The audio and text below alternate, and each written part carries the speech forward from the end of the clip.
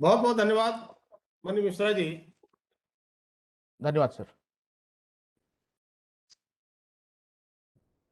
आप सब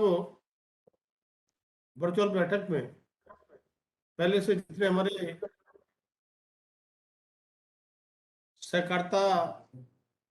समितियों से जितने जुड़े हुए लोग हैं, हृदय से आप सबका स्वागत करता हूं। हम सब जानते हैं सहकारिता इस देश का इतना व्यापक और पुराना क्षेत्र है, और सहकारिता से मैं लाखों नहीं बल्कि कहता हूं कि करोड़ों लोग आपके जुड़े हैं। और खास तौर से आपके रेजिलिएंट भारतीय डेयरी सहकारी समितियां, और उस में आपने इसकी चुनौतियां हमारे सामने क्या क्या है और क्या उसके अवसर है, तब मैं कहना चाहता हूं इस वेबिनार के माध्यम से भारत में जो कोविड नाम की महामारी, और मैं कहूँ भारत ही नहीं पूरे विश्व दुनिया के अंदर जिस तरह से रही है, और 2 वर्षों से इस बीमारी ने पूरे दुनिया को हिला करके रख दिया है। इस दौरान इस डेयरी आपूर्ति श्रृंखला को बनाए रखने के लिए डेयरी सहकारी समितियों के सामने क्या क्या चुनौतियां रही हैं, उन चुनौतियों का सामना आप सबने कैसे किया है, और केवल सामना ही नहीं किया है बल्कि उसको अवसर में बदलने का काम किया है। जहां पर पूरे देश के अंदर सारे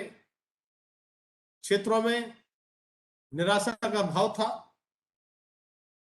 सारे व्यापार चौपट थे, तब मैं कह सकता हूं कि आपके कृषि क्षेत्र में के जितने भी क्षेत्र हो, उसी में से इस सहकारी समितियों का क्षेत्र जो डेयरी का हम कह सकते हैं, भले ही हमने बहुत सारी चुनौतियों का सामना किया होगा,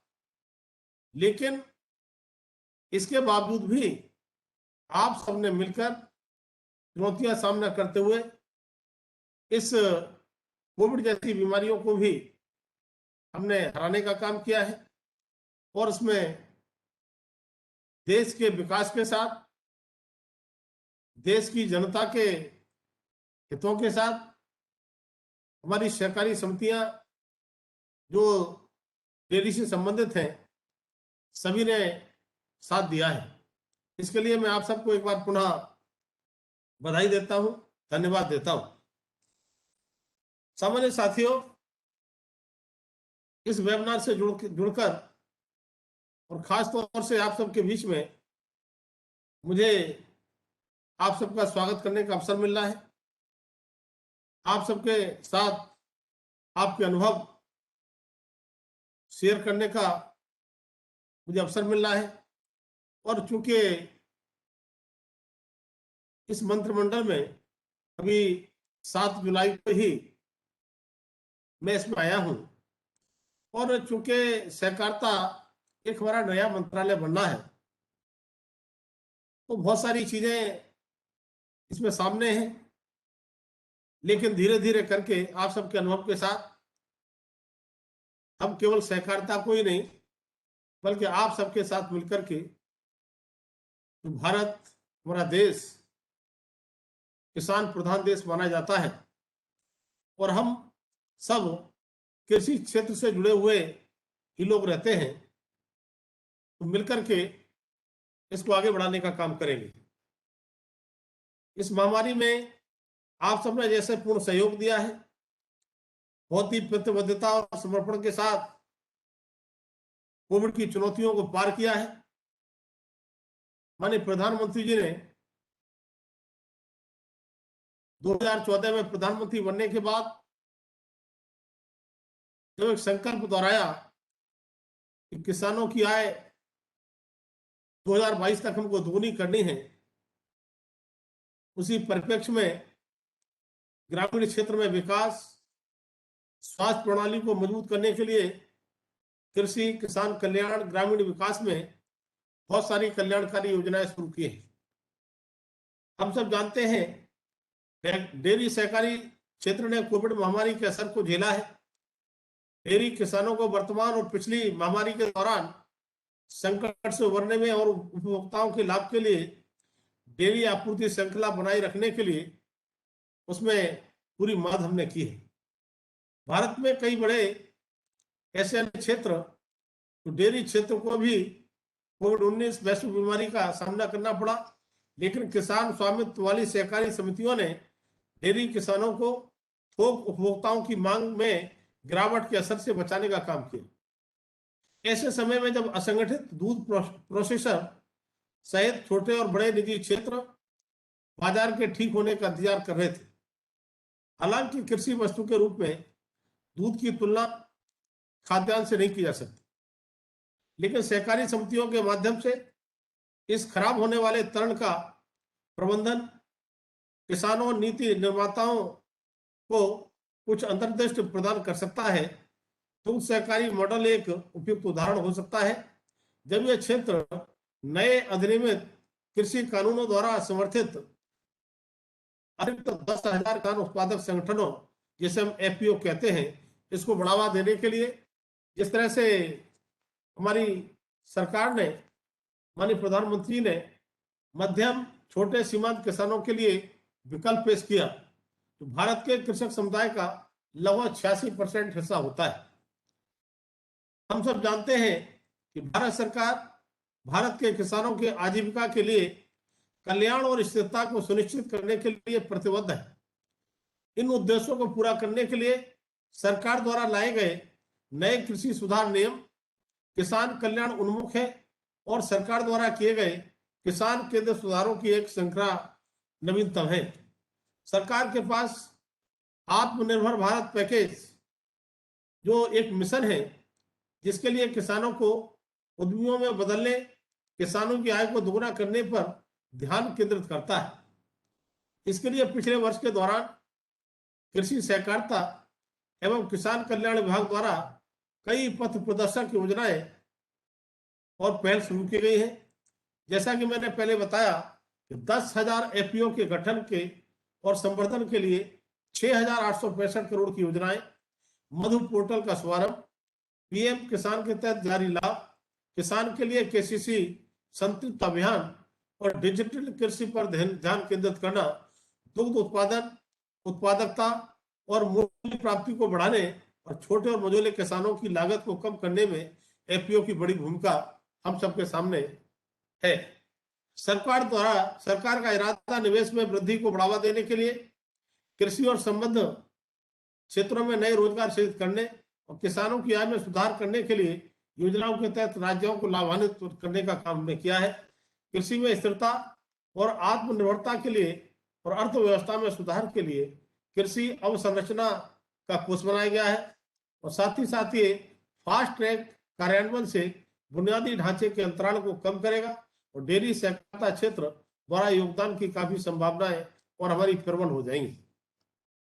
हम सब जानते हैं कि एफपीओ किसानों के लिए एक गेम चेंजर हो सकता है। जिस तरह से विभिन्न राज्यों में दूध सहकारी समितियों ने वर्षों में डेयरी क्षेत्र के परिदृश्य को बदल दिया है, मॉडल न केवल किसानों को फसल संकट से बचा सकता है, जैसा कि हमने कोविड-19 के दौरान डेयरी किसानों के लिए देखा था, बल्कि उनकी उपज की बेहतर कीमत पाने के लिए सामान्य स्थिति में भी मानक अर्थव्यवस्था सुनिश्चित कर सकता है। सम्मानित सभी साथियों के सामने मैं आग्रह करना चाहता हूं, हम सब जानते हैं सहकारिता एक बड़ा आंदोलन है और इस सहकारिता आंदोलन में 8 लाख से ऊपर हमारी सहकारी समितियां हैं और इसमें मैं कहूं कि 40 मिलियन से अधिक हमारे इसके मेंबर हैं। भारत में सहकारिता की को एक सदी से भी हम अधिक पुराना मान सकते हैं। विश्व में सबसे अधिक सहकारी समितियां हैं तो हमारे भारत के अंदर है। सहकारिता ने कृषि ऋण, अचल संपत्ति, बिजली, बीमा, स्वास्थ्य देखभाल, पर्यटन क्षेत्र के साथ साथ सदियों पुरानी सहकारिता से ग्रामीण आबादी को बेरोजगारी की समस्या को समाधान करने में अपनी अहम भूमिका निभाने का काम किया है। आज के बदलते परिवेश में सामाजिक उद्यमिता घटकों ने गरीबी उन्मूलन में विशेष रूप से ऋण,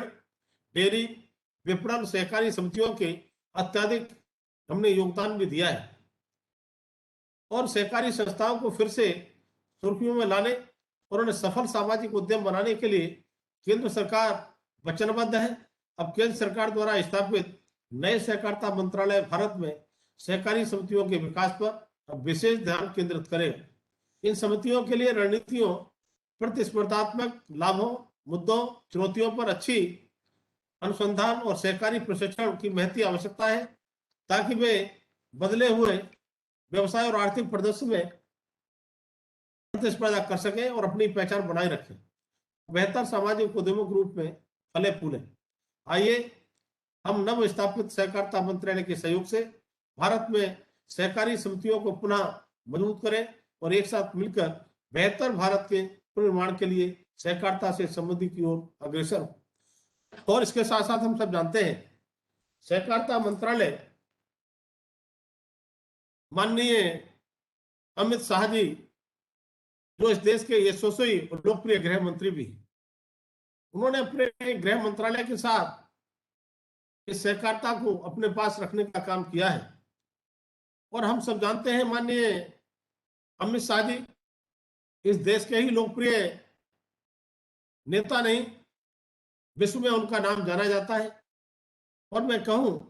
उनका एक लंबा सफर इस सहकारिता से होकर निकला है। वो सहकारिता के एक बहुत ही, मैं कहूँगा, जानकार है। उन्होंने सहकारिता क्षेत्र में काम किया है और हम उनके अनुभवों से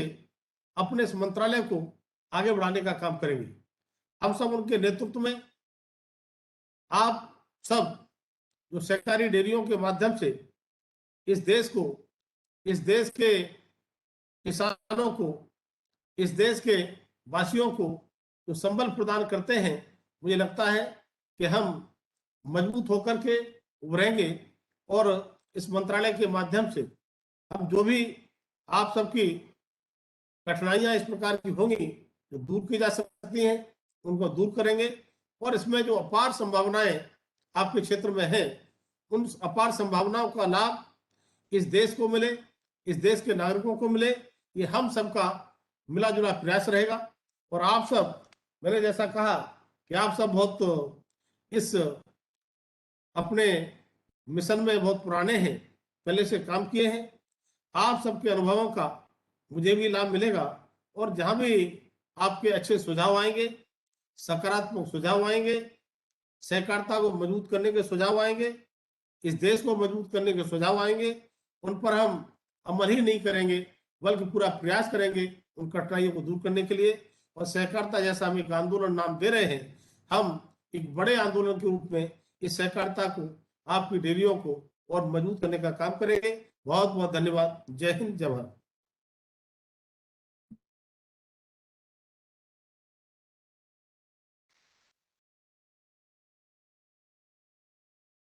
और आप सबसे मैं, चूंकि अभी तुरंत ही मुझे कहीं जाना है, माननीय मिश्रा जी को मैं धन्यवाद देना चाहता हूं कि आपने मुझे इस वेबिनार के लिए आमंत्रित किया और समय की उपलब्धता न होते हुए भी मैंने थोड़ा सा समय आपके बीच में निकाला है। मेरा मन तो ये था, मेरी इच्छा थी कि आप सबके साथ आपके सब अनुभव सुनता, आपकी चीजों को मैं और लेता तो मुझे कुछ फायदा ज्यादा होता, लेकिन समय अभाव होने के कारण मैं आपसे क्षमा चाहता हूं। और मुझे लगता है कि आप अपनी वेबिनार को चलाई रखेंगे